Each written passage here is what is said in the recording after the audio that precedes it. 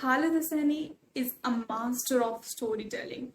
He can literally make you cry for people you have never met in your life and you will never meet.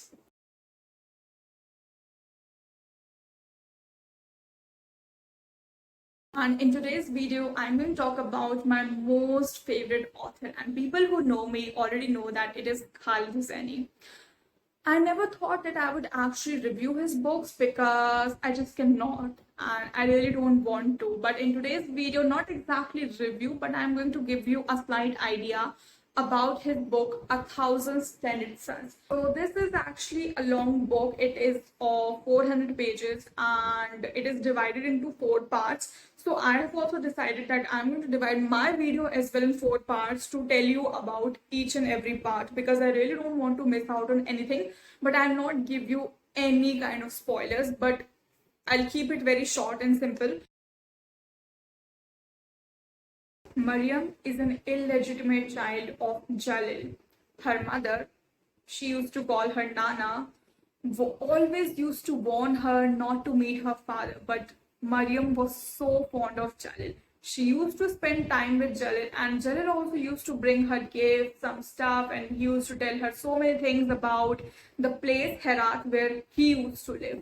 And Nana, her mother, always used to warn her.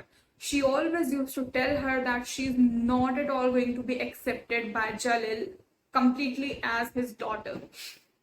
And but Mariam was so innocent. She was completely blind with the fatherness that Jalil used to show.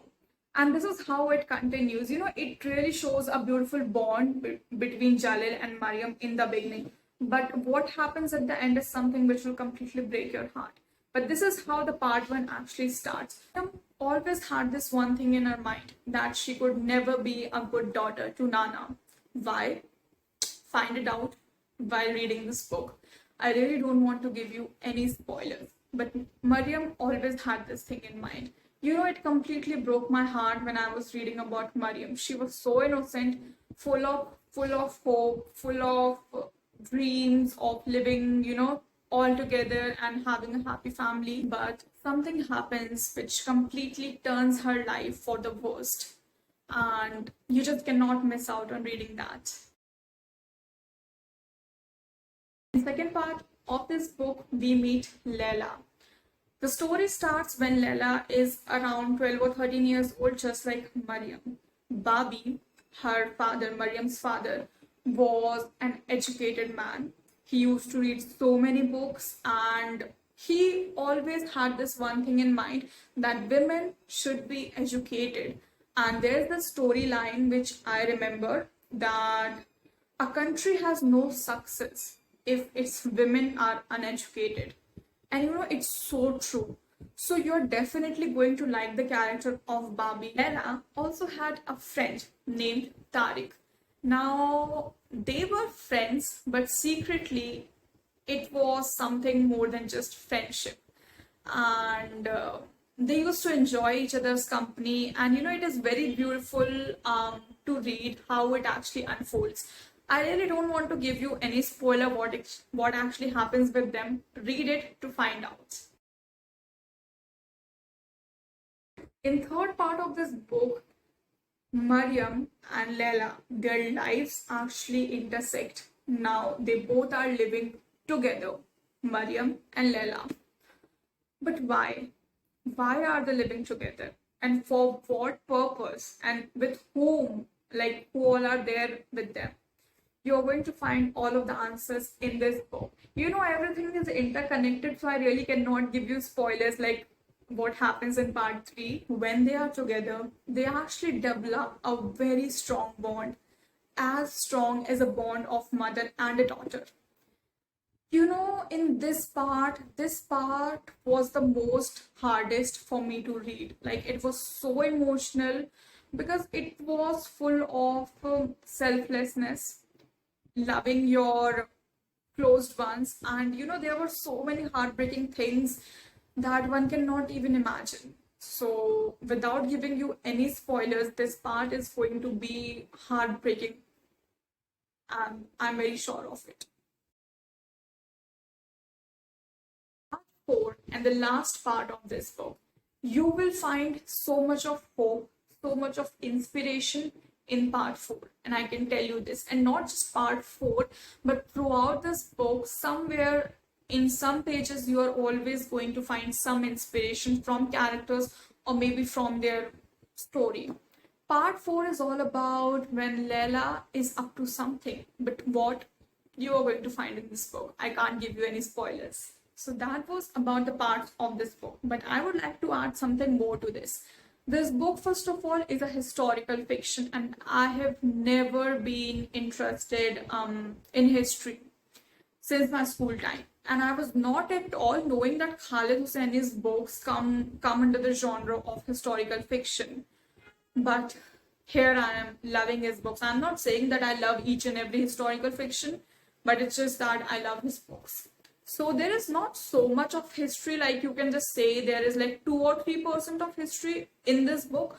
Apart from that, the plot is completely different. It is full of hope, it is full of inspiration, and something that is definitely going to break your heart. What actually broke my heart more was like Taliban was there, and there was, so much of torture happening to women in Afghanistan. They were not allowed to move out of their house without any man, be it husband, be it sons. They were not allowed to move out of their house. And also there was this time in history of Afghanistan when no one, be it man, women, children, no one was allowed to sing, dance, paint, write, like any form of art was just restricted. Everything was restricted. People were just made to do prayers 5 times a day. I'm coming to who can read Khalid Hosseini's books.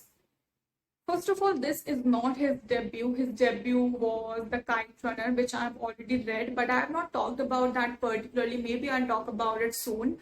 But this is not his debut, and I'll always suggest that first of all, read The Kite Runner. It's not a sequel, but it's just that, The Kite Runner was also an amazing book. Like, I'll definitely make a video completely on that.